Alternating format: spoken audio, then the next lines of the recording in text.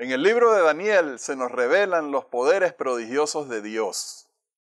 Dios puede comunicarse con los seres humanos hablando directamente del cielo, dando sueños, dando visiones, enviando ángeles o escribiendo en las paredes de un palacio.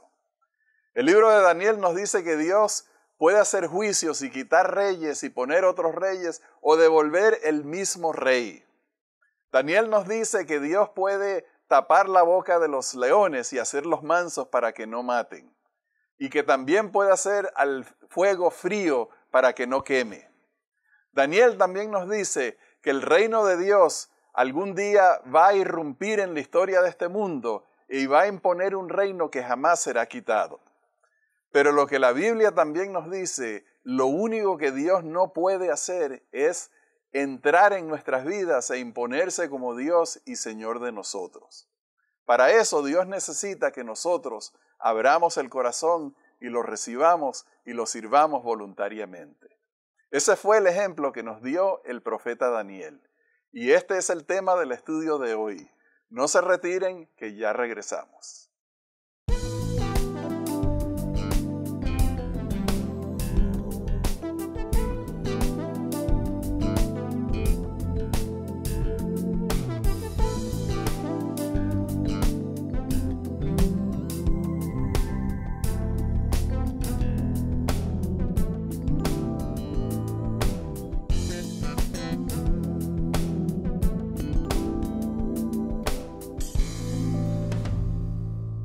Hola, apreciado hermano, ¿cómo te encuentras? Un placer verte, Rafael. Gracias igualmente. Qué gusto hablar de Daniel. Un profeta excepcional. Bueno, y sus compañeros también. Gracias. Sería bueno cantar el himno, pero no creo que nuestra audiencia le interese. A Daniel imita. Sí. Pronto obedecer. Sí. El mandato del Señor. Sí. Oremos entonces. Oremos. Amante Dios, ayúdanos en verdad a comprender la relación íntima de tu siervo Daniel y de ti. Y que podamos nosotros, comprendiendo un poquito de esa relación, amarte más y que tú nos uses como usaste a Daniel. Amén. En el nombre de Jesús oramos. Amén. Amén. Johnny, este tema del libro de Daniel es importante porque a pesar de ser un libro tan antiguo, tan viejo, es un libro que habla acerca de las pruebas, sobre todo en ese tiempo, tiempos antiguos donde el diablo usaba mucho la coerción, la violencia, la matanza para obligar a los siervos de Dios a abandonar a Dios. Y el ejemplo de Daniel y todas las tentaciones que sufrió él y sus compañeros nos sirven a nosotros para ejemplo los que vivimos en los tiempos del fin. No puedo sino rescatar la idea con respecto a edad, que aunque es un libro muy antiguo, el libro de Daniel y el libro de Esther son los libros más recientes del Antiguo Testamento, en composición. Inclusive, algunos han dudado de su veracidad por causa de ser tan reciente. Y no fue sino hasta descubrir entre los libros de los rollos del Mar Muerto, que está el libro de Daniel y que está el libro de Esther, que ya se le cayó la boca a los escépticos. Amén. Que dudaban de su autenticidad. Amén. Que el Señor siga revelando y confirmando su palabra así. Amén. Sí. Vamos a comenzar leyendo en el libro de Daniel. En el tercer año del reinado de Joacim, rey de Judá, vino Nabucodonosor, rey de Babilonia, a Jerusalén y la sitió. El Señor entregó en sus manos a Joacim, rey de Judá, y parte de los utensilios de la casa de Dios. Los trajo a tierra del Sinar, a la casa de su Dios. Y dijo el rey a Aspenaz, jefe de sus eunucos, que trajera de los hijos de Israel, del linaje real de los príncipes, muchachos en quienes no hubiera tacha alguna de buen parecer. Instruidos en toda sabiduría, sabios en ciencia, de buen entendimiento e idóneos para estar en el palacio del rey y que les enseñara las letras y la lengua de los caldeos. Y le señaló el rey una porción diaria de la comida del rey y del vino que él bebía, y que los educara durante 3 años para que al fin de ellos se presentaran delante del rey. Entre ellos estaba Daniel, Ananías, Misael y Azarías de los hijos de Judá. A estos el jefe de los eunucos puso nombres. A Daniel, Belsasar. A Ananías, Sadrac. A Misael, Mesac. Y a Azarías, Abednego. Johnny, aquí en este pasaje nosotros encontramos una cantidad de mensajes que si leemos por encimita y rápidamente sin detenernos no captamos. Lo perdemos. Lo primero que está allí es la superioridad de Babilonia sobre el rey de Israel. Correcto. El simbolismo de todo lo que había acontecido, que sitiaron a Jerusalén, que el Dios de Israel no salvó a Jerusalén, que no solamente mataron al gentío, sino que se robaron a la gente más que ellos querían, se trajeron los utensilios de la casa de Dios. Parte de los utensilios. Parte de los utensilios de la casa de Dios, que arrasaron con todo eso y se lo trajeron a Babilonia. Eso decía todos los días a los judíos que el rey de Babilonia era superior al rey de Israel. Y lo más triste es que en la costumbre y en la cultura popular también decía que el Dios de Babilonia es más fuerte, es más importante y más certero y verdadero que el Dios de Israel. Pero este versículo que se lo está diciendo, el esclavo Daniel, el conquistado Daniel, en la cara se lo está diciendo a Nabucodonosor: mi Dios es el que pone reyes y que quita reyes. ¿Tú te crees que nos venciste? El Nabucodonosor debe haber pensado: me traje un loco. Se nos metió un loco entre la gente que queríamos importar.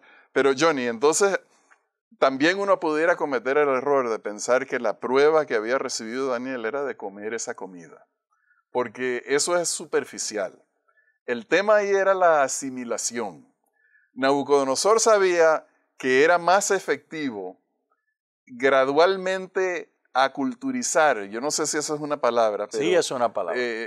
Transformar la cultura de los judíos en babilonios poquito a poco y dulcemente, con buenas comidas, buenas bebidas y con posiciones de prestigio y de poder, que en vez de caerles a golpes para tratar de inducirlos a obedecer.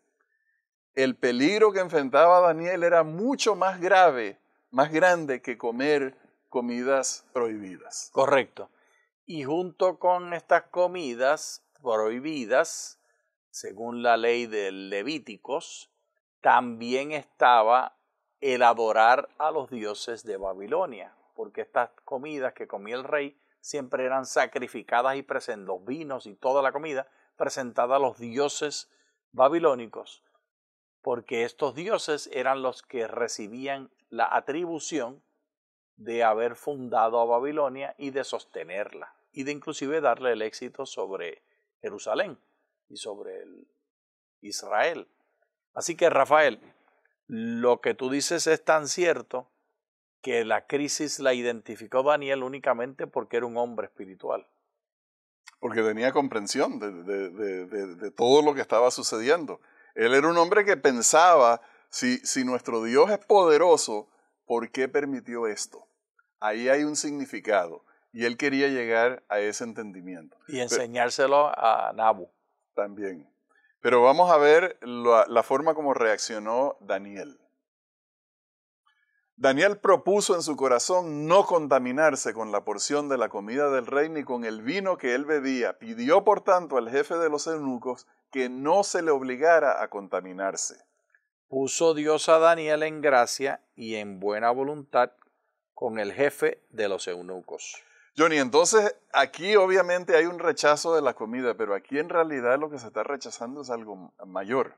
Se está rechazando la cultura, se está rechazando la filosofía, se está rechazando la creencia de que el hecho de que ellos hayan sido destruidos como nación y llevados cautivos a Babilonia, se había acabado la promesa de Dios de que hecha a Abraham y a todos sus antepasados.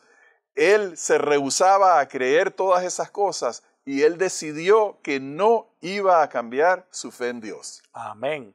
Y al decidir esto, en compañía de sus 3 mejores amigos, que la Biblia no nos relata si eran amigos desde antes que salieron de Israel, de Jerusalén, o se hicieron amigos en el peregrinaje entre la tierra de Israel y la ciudad de Babilonia. La cuestión es que estaban juntos y él actuó con ellos en unísono para rebelarse contra los planes del rey. Pero fíjate cómo lo hace. No lo hace de nuevo con pancartas protestando, sino que lo hace sabiamente negociando con política y relaciones humanas. Johnny, entonces aquí hay una lectura para nosotros, los que vivimos en el siglo XXI. La cultura que nos rodea nos está tragando. Eso. Nos está agarrando, nos está alando, quiere que nos vayamos por el sumidero, quiere captarnos, quiere vendernos sus filosofías malvadas y falsas, quiere vendernos un entendimiento del mundo y de los valores del mundo que no son los valores de Dios. Y la pregunta para nosotros es, ¿vamos a dejar que el mundo nos contamine o vamos a dejar que Dios nos gobierne, nos enseñe? Y esa pregunta, Rafael, está rebotando como eco desde el trono de Nabucodonosor, de donde venía la comida que le dieron a Daniel, porque primero se la llevaban al rey y de la mesa del rey entonces venía donde ellos. Y sigue rebotando esa pregunta que la inició el hermano Daniel, y está rebotando hasta el lugar donde tú te encuentras. ¿Cómo la vamos a contestar?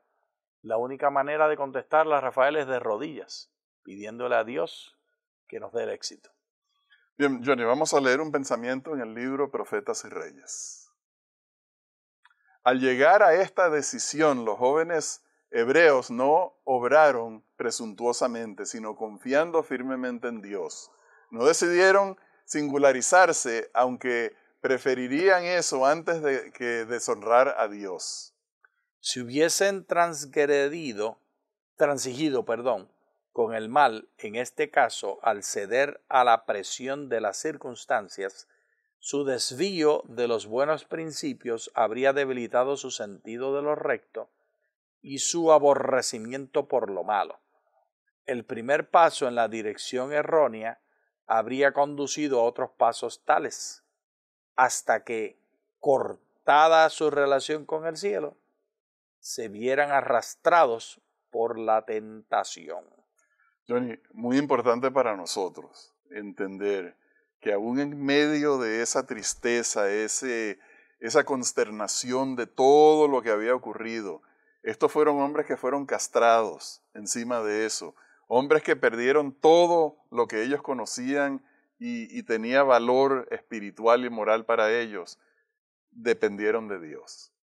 Que Dios nos ayude a nosotros a no perder de vista a Dios en medio de las pruebas. Amén. Sino que vayamos a Dios a depender de Él.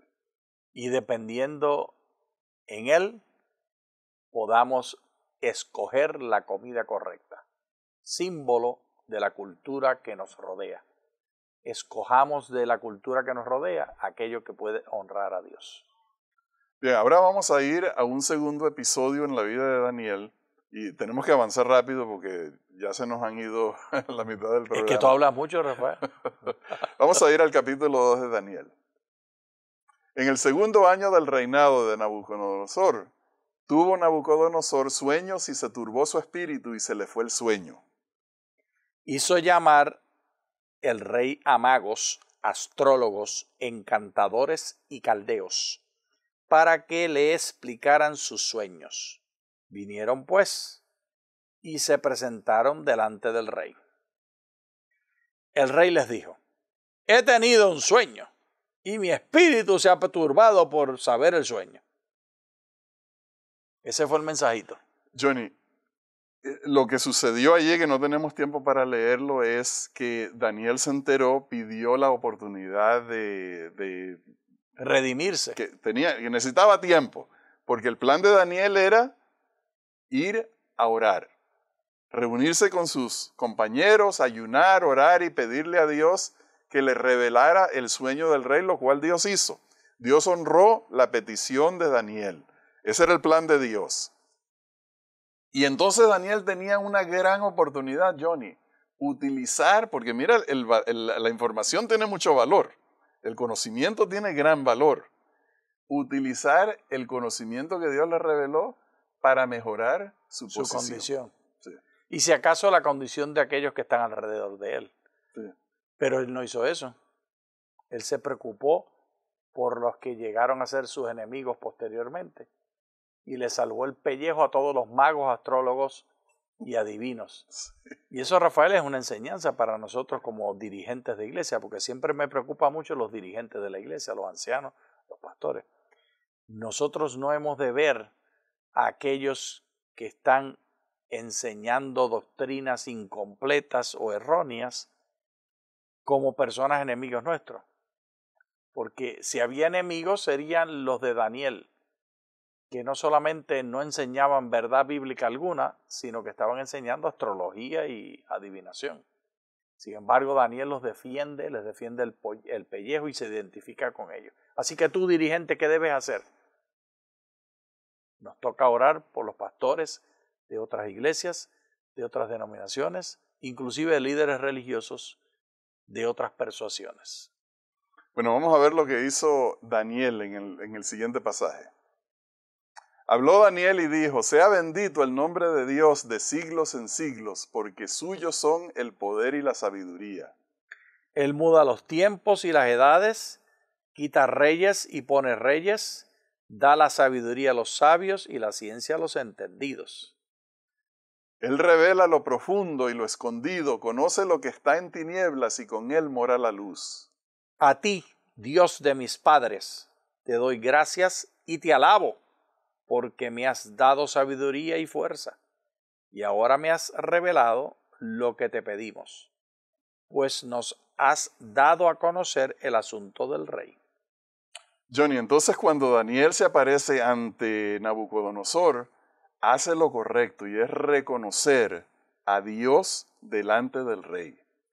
Cosa que es un buen ejemplo para nosotros. Reconocer a Dios delante de las personas que nos preguntan sobre lo que hacemos, sobre nuestros éxitos. Debemos de reconocer a Dios.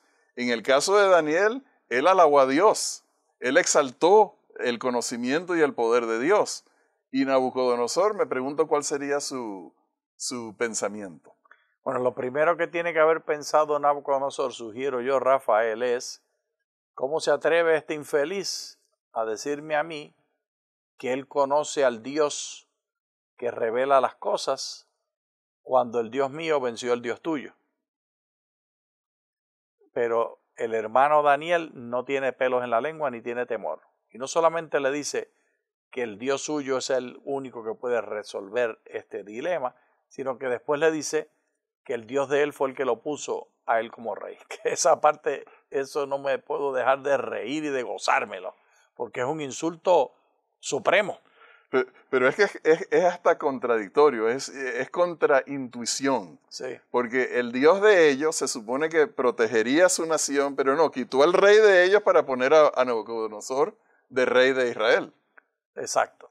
Y lo que le dice Daniel es, no te tomes el crédito, fue Dios que te puso a ti allí. Sí. Aún cuando estás violando los intereses, pero Dios te está usando a ti, tú eres un siervo del Dios mío. Y de hecho en la historia eso viene más adelante, cuando Dios humilla al hermano Nabu, cariñosamente Nabu. Bien, Johnny, lo que demostró Daniel en ese momento de exaltar a Dios no es otra cosa que el Espíritu que reina en el cielo. Vamos a leer en el libro de Apocalipsis cómo es la reacción de los seres creados delante de Dios. Y todos los ángeles que estaban en pie alrededor del trono y de los ancianos y de los 4 seres vivientes se postraron sobre sus rostros delante del trono y adoraron a Dios, diciendo amén, la bendición, la gloria, la sabiduría, la acción de gracias, la honra, el poder y la fortaleza sean a nuestro Dios por los siglos de los siglos. Amén. Dios es el dueño y su poder y su manifestación lo hace como Él estima conveniente. Y si algo debemos aprender de estas revelaciones que nos dejó el hermano Daniel es humildad. Hemos de entender que tú y yo, con toda la sabiduría de leer todo, si te lo puedes aprender de memoria, todos los textos de la Biblia, y te puedes entender todos sus significados, todavía no vas a poder explicar nada. Solo estás raspando la superficie un pedacito con un dedito. Y la información que cabe entre la uña y la carne, esa es la que has aprendido. Humildes tenemos que ser, Rafael. Absolutamente, pero Johnny, yo quiero regresarme al pasaje donde están en Apocalipsis 7 adorando y alabando a Dios. Casi puedo oír la música celestial, casi puedo sentir la adoración que emana de todos esos seres en admiración, en agradecimiento, en amor y reconocimiento a la grandeza de Dios. Lo que me sucede a mí, Johnny, cuando leo pasajes como estos es que me inspira, me motiva, me mueve.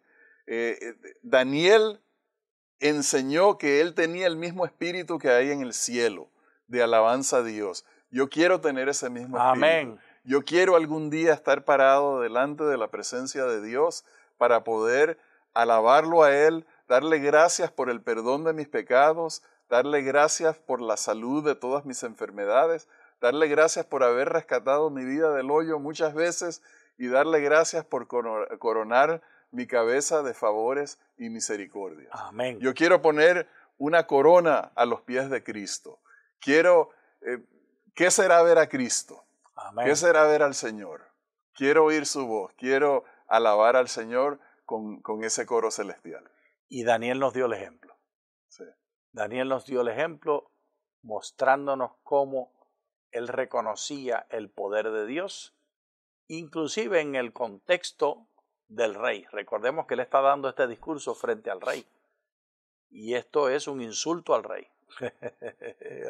el subyugado diciéndole al rey, tú estás ahí porque mi Dios te puso.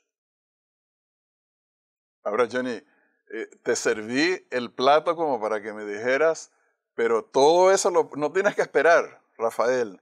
Ustedes no tienen que esperar, nosotros no tenemos que esperar para alabar a Dios junto con los seres celestiales. Amén. Cada vez que nosotros oramos aquí en la tierra, cada vez que nosotros cantamos alabanzas a Dios en la iglesia, cada vez que cantamos coritos en la casa con nuestros hijos, con nuestras familias, estamos uniéndonos a los seres celestiales que están delante del trono de Dios diciendo, santo, santo, santo es el Señor Dios Todopoderoso. Somos miembros de ese coro celestial, Junior.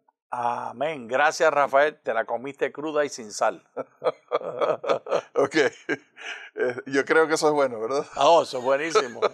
Bien, vamos a avanzar porque hay otra prueba más que queremos ver del libro de Daniel. Eso indica el buen diente que eres. Ok. Que te la puedes comer hasta cruda y sin sal. Muy bien, muy bien. Vamos a ir a Daniel capítulo 3 ahora para leer la experiencia de la estatua de oro. Pero aquí llegamos ya hacia el final. Leamos.